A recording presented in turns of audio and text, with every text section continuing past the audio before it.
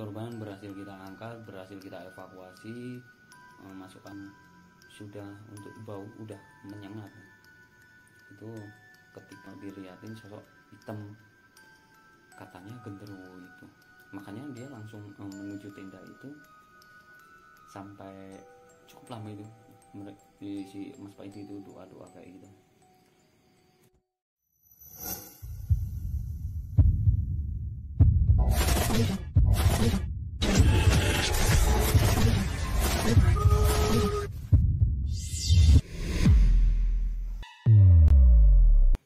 Assalamualaikum warahmatullahi wabarakatuh. Kita jumpa lagi dengan saya Kang SM di channel Aris Tenan Iki. Di video kali ini saya akan berbagi pengalaman ketika kita giat menjadi relawan di bencana gempa bumi Cianjur. Cianjur sendiri berada di atas beberapa sesar aktif.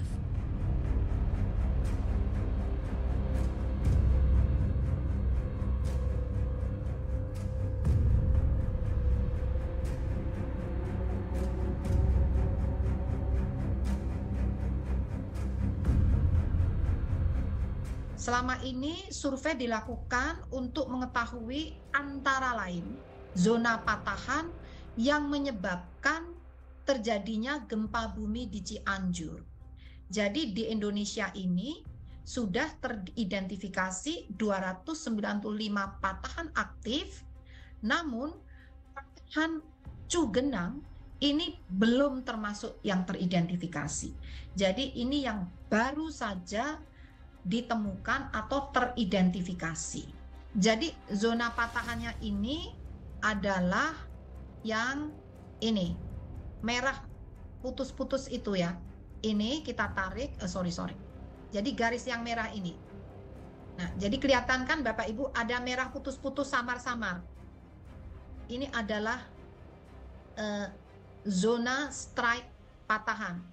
Ini ke arah north 347 ya derajat east. Pertama kali kita datang ke sana itu kita sifatnya dadakan semua, kita belum persiapan penuh. Awal mula itu terjadi kan tanggal kurang lebih tanggal berapa itu? Tanggal 21 November kalau tidak salah. Mendapat info tersebut, kita langsung adakan rapat darurat dengan tim KRI khususnya di wilayah Yogyakarta. Setelah kita berkumpul dengan Pak Wakil Ketua sama Pak Ketua, kita udah dapat telah untuk melakukan giat di sana, membantu warga di sana yang terdampak bencana. Untuk yang tim yang pertama itu berangkat tanggal Selasa pagi untuk tim pertama, tim medis yang dipimpin oleh Pak Ketua, Pak Yahya dengan ambulan. Mereka berangkat 4 personil. Sementara saya ditunjuk sebagai tim senyap untuk fokus di operasi pencarian. Saya membawa 4 tim, 4 rekan. Jadi untuk tim senyap ini ada 5 personil. Kebetulan saya disuruh untuk memimpin tim ini. Dengan keberangkatan kita pakai kereta hari Selasa malam. Jadi kita berangkat itu H kedua kalau tidak salah itu. Setelah berbagai pertimbangan, kita akhirnya berangkat dari stasiun Lempuyangan. Nah, sebelum kita berangkat itu, kita pagi harinya harus vaksin booster dulu. Karena kita tidak, sebelumnya kita hanya vaksin itu sampai 2 kali. Ternyata ketika kita berangkat untuk pakai kereta itu, kita diharuskan untuk vaksin booster atau vaksin ketiga dulu. Jadi pagi harinya kita berlima itu ikut vaksin booster untuk sebagai syarat untuk pemberangkatan pakai kereta api. Setelah kita udah selesai, kita packing kebutuhan sesuai tim, membawa kayak perlengkapan sendiri, kayak tenda, kayak alat masak yang portable itu. Pokoknya kita siapkan semua. Di sana kita berlima ini hanya membawa uang kurang lebih 1 juta untuk berlima. Kemungkinan kita bertahan di sana kan 7 hari. Kita cuman pengen gabung dari pos induk yang di sana karena fokus kita di pencarian. Setelah semuanya selesai, semua kayak surat tugas dan prepare untuk kebutuhan kita udah siapkan. Tepat jam 10 malam hari Selasa itu kita berangkat. Kita dari Lempuyangan menuju Cianjur ini dengan berbagai step-step transportasi. Untuk yang pertama kita langsung naik kereta api, lupa aku namanya, yang jelas itu kereta itu sampai di Kiara Condong, Bandung. Setelah kita sampai di sana, kita untungnya ketemu Pak Dokter. Jadi Pak Dokter ini dia katanya cuti di rumah sakit sayang itu. Dia mendapatkan cuti sebelum terjadi bencana itu. Dia cuti liburan ke Bali. Setelah di Bali katanya dia langsung ditarik karena ada bencana ini, langsung balik lagi ke rumah sakit sayang. Kita ketemu Pak Dokter itu kurang lebih di stasiun mana lupa aku, dan kita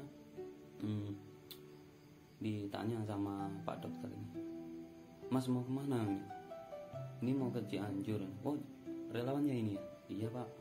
Ya udah nanti bareng saya aja, atau udah ada yang transportasi yang udah dituju ke sananya?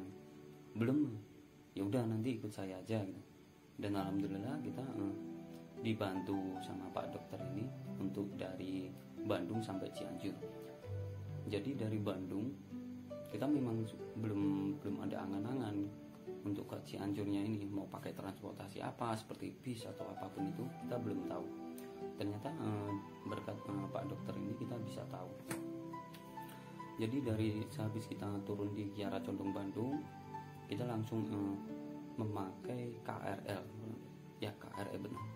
Kita pakai KRL sampai Padalarang. Sehabis Padalarang itu kita menuju ke mana ya? Ke Terminal Rawabango Cianjur. Kita gunakan pertama kali sampai di Padalarang kita gunakan angkot. Sehabis angkot kita ambil pakai transportasi bus sampai Terminal Rawabango Cianjur.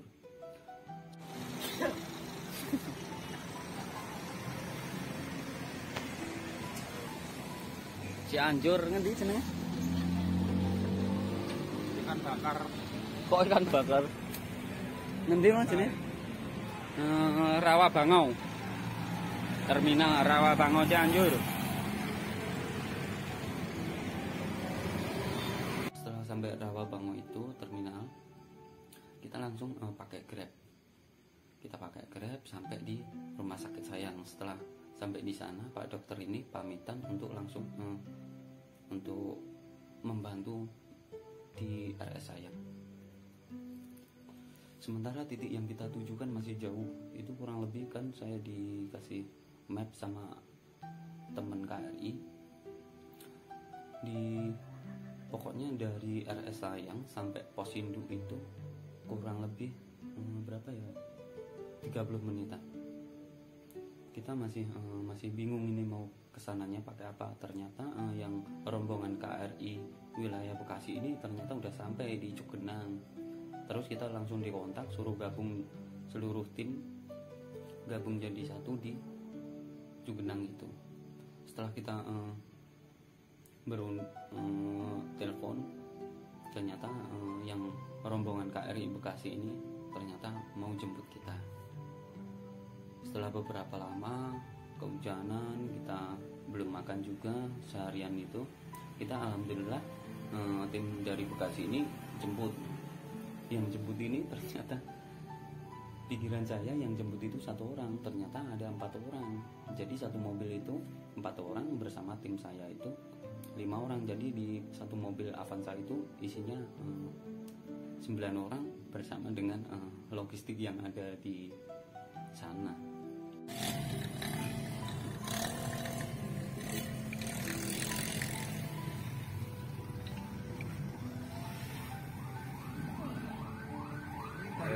Situasi pembekan dijemput sama KRI Bekasi. Full. Ini berapa orang ini? Wah, 5 tambah 8. 8 untuk telan. KRT Iya. Sarombongan sak RT ning kene kabeh ya.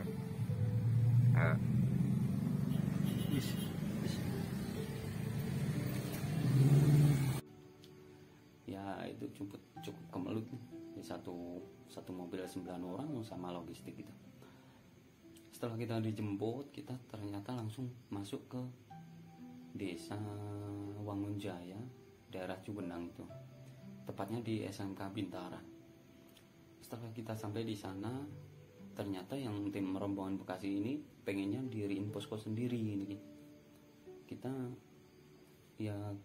sempat di sana sempat berdebat. Soalnya yang pertama kan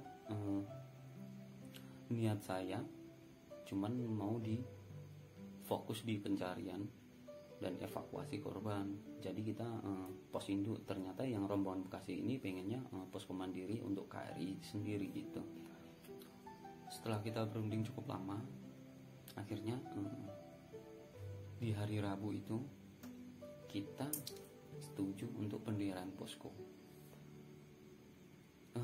Banyak keluh kesah yang di sana ketika kita sampai di sana itu, mendengarkan warga yang ketika kita datang mereka menangis. Ya pokoknya berbagai macam. Khususnya di Wangunjaya ini kondisi rumah-rumah kan yang hampir 40% roboh, retak, rusak itu. Setelah kita berunding akhirnya, oh iya ini yang saya sayangkan itu, ketika kita mau mendirikan posko, ternyata yang rombongan dari Bekasi ini pada balik semua, cuman ditinggal 1 personil. Jadi untuk yang ditunjuk sebagai koordinator lapangan yang ketika bencana itu ternyata saya. Setelah kita pikirkan bareng-bareng, ya udah kita tetap untuk pendirian posko itu. Tepat di malam hari itu, khususnya di SMK Bintara itu ternyata banyak gangguan-gangguan.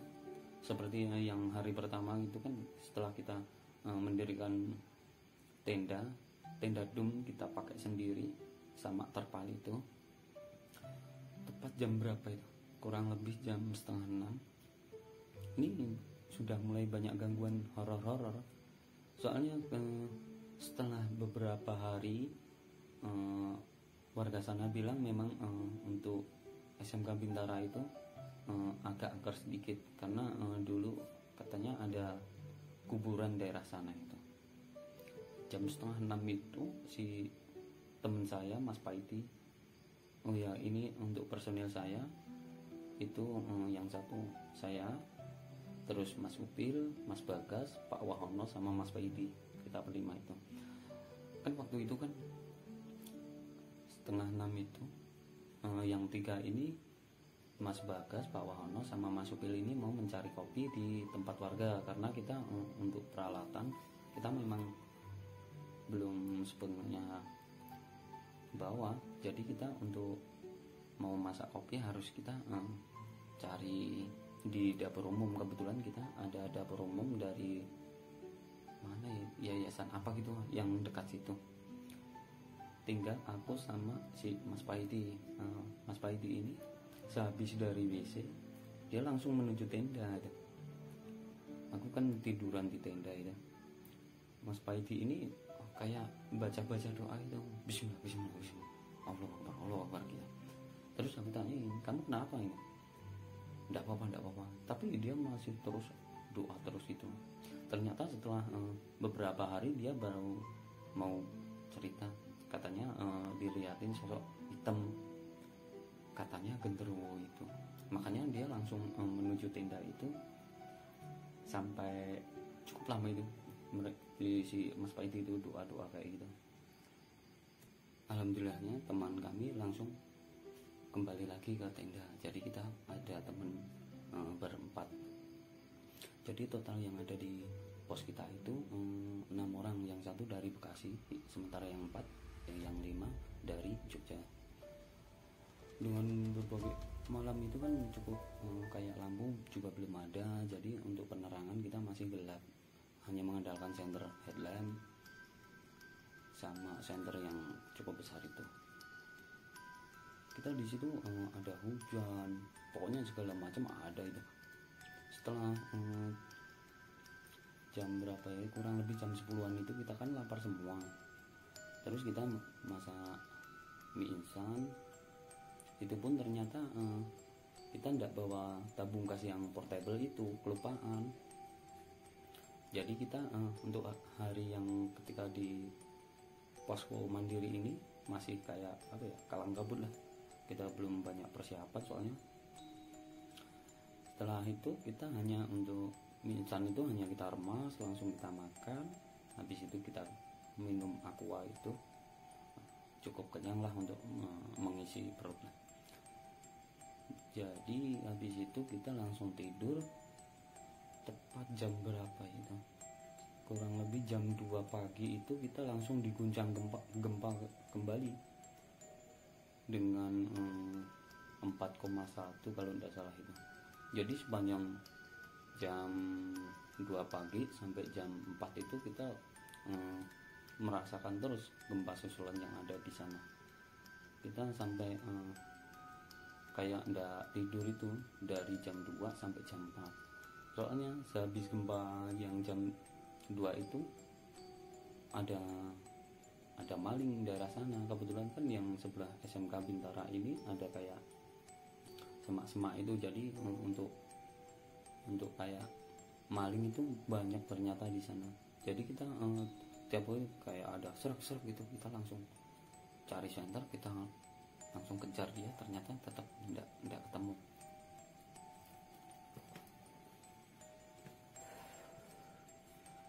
Setelah itu kita sampai jam 2 itu akhirnya kita bisa tidur dengan nyenyak. Jam 7 kita bangun, kita langsung giat, terutama kita apel pagi seperti yang sudah kita lakukan di tiap-tiap bencana. Kita langsung ada apel pagi. Setelah apel pagi kita bagi tugas. Untuk tugas yang pertama ini kita langsung 2 orang tim rescue, kita dengan pinjam motor warga tentunya. Terus sementara yang 4 ini, yang 1 jaga di pos, dan yang 3 ini untuk pembersihan puing-puing yang untuk akses jalan masuk untuk posko KRI ini. Soalnya puing-puing itu banyak, jadi untuk mobil tidak bisa masuk ke situ. Setelah itu saya dan Mas Supir berangkat untuk melakukan operasi SAR yang terdampak itu di warung sate Sinta di Cigendil atau mana itu. Soalnya bahasa sana saya kurang medoknya kurang bisa lah. Setelah kita sampai di tepatnya di operasi SAR itu, warung sate Sinta itu, kita langsung terjun dengan berbagai seluruh potensi yang ada, sama dipimpin oleh dari Basarnas, ada TNI, dan juga institusi Polri juga ada di sana. Kita langsung menemukan beberapa sosok korban. Kita di hari itu ketika aku observ Rabu itu kurang lebih ada 17 korban berhasil kita angkat, berhasil kita evakuasi, masuk ke ambulan, langsung kita keluarga korban. Untuk data-datanya mereka yang tahu, kalau dari tim saya kan cuma fokus di evakuasi dan pencarian korban tersebut ya. Itu kita memakan waktu sampai jam berapa, jadi sistemnya kita rolling. Untuk yang udah capek langsung ke atas makan, ganti rolling potensi lagi kayak gitu. Untuk awal ketemu korban itu kita juga sudah untuk bau udah menyengat. Itu ketika hari Rabu itu. Untuk di hari setelah itu kan kita langsung setelah selesai obsar kurang lebih jam 1 kita langsung balik ke posko. Kita sampai di sana, teman-teman sudah menyiapkan berbagai kayak makanan itu, alhamdulillah udah ada karena udah dikirim dari tim dapur umum. Setelah itu kita langsung memasuki hari kedua. Di hari kedua ini yang cukup gangguannya cukup ekstra.